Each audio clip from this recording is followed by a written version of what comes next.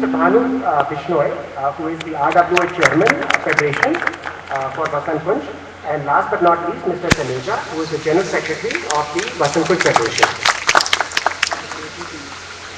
As I said, I'd like to extend a warm welcome to everyone who has come over here, who has given precious time on their Sunday morning.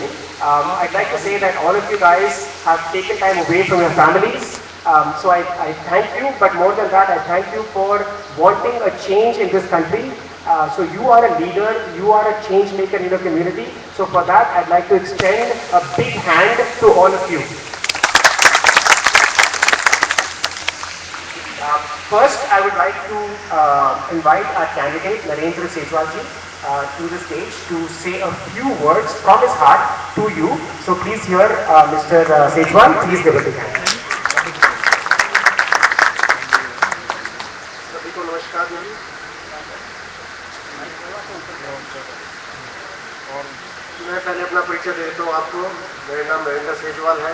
मैं north से गाँव में रहता हूँ आपके पास में, और मैं आपका हार्दिक स्वागत करता हूँ। आप यहाँ पर अपना कीमती वक्त देकर आप यहाँ पर पहुँचे हो।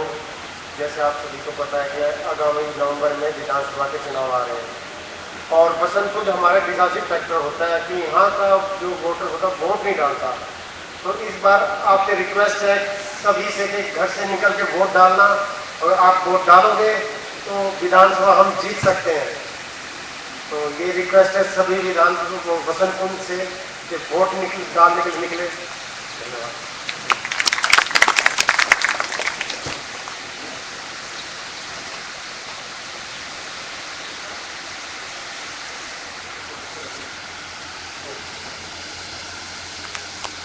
Now the moment that we've been waiting for, I would like to invite Professor Yogendra Yadav, who is obviously a renowned political analyst and social scientist and intellectual leader of Aam Aadmi Party, to have a discussion really with you, because you are leaders of your communities, of RWAs, of your neighborhoods, etc. So we would like our leaders to speak with you, leaders of your communities, and have a discussion on how we can bring about the change that we all have been yearning for and hopefully is within our grasp in the next couple of months. So with a big hand, please welcome Professor Yogendra Yadav.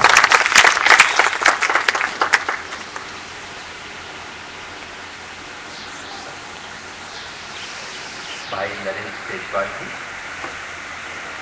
मंच पे उपस्थित सभी साथियों, और यहाँ बसंत कुंज के ज़्यादातर लोग हैं। बसंत कुंज के नागरिक वो गए हैं। अगर मैं हिंदी में बोलूँ तो चलेगा? हाँ, I feel it's more comfortable. लेकिन अगर किसी को कोई दिक्कत हो तो, क्योंकि कोई एक भाषा इस देश की भाषा नहीं है, सब भाषाओं से देश बना है, और सबको मिला जुला के हम काम करें, और हिंदी एक तरह से ब्रिज हो सकता है बाकी भाषाओं के बीच। इसलिए मैं हिंदी को प्रेफर करता हूँ बातचीत करने के लिए। आप तक बातचीत मेरी पहुँच रही है आवाज़? I particularly wish to ask my friends there at the back, do you follow Hindi, sir? My two colleagues sitting right at the back. Yeah, the two of you. Do you follow Hindi? Thanks. मैं just check करना चाह रहा था कि सब लोग Hindi follow करते हैं। मैं सोच रहा था कि यहाँ ज़्यादातर ऐसे लोग हैं जो अखबार पढ़ते हैं, मीडिया को फॉलो करते हैं, देश दुनिया के बारे में अपनी कुछ समझ रखते हैं। तो इसे बजाय कि जैसे आमतौर पे पॉलिटिकल रैलीज में होता है भाषण दे के नेताजी चले जाते हैं, उसकी बजाय मैं कुछ अपनी बात रखता हूँ।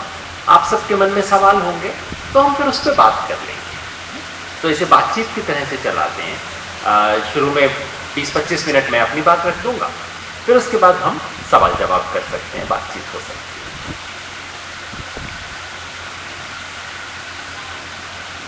मुझे सिर्फ 3 टुकड़ों में अपनी बात रखनी है।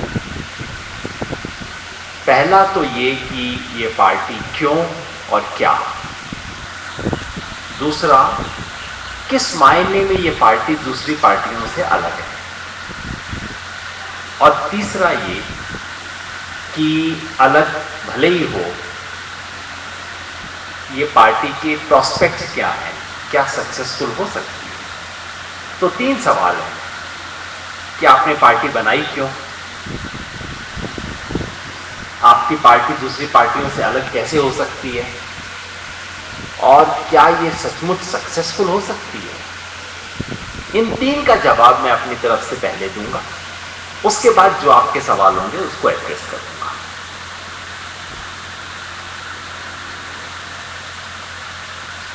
हम इंडियंस आमतौर पे अपने बारे में कुछ जोक्स सुनाते रहते हैं।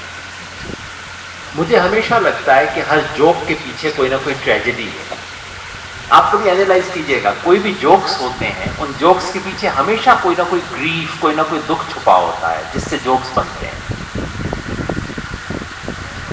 ये जो यूजुअल जोक होते हैं ना, एक इंडियन था, एक जापानीज था, एक अमेरिकन था, और ये था, वो मिले और फिर उसने ये कहा, उसने वो कहा, ऐसे जोक्स हम अक्सर चलाते हैं। इसके 10-15 वर्षन है इस जोक्स के, चलते रहते हैं। उस जोक के पीछे क्या होता है? उस जोक के पीछे कहीं एक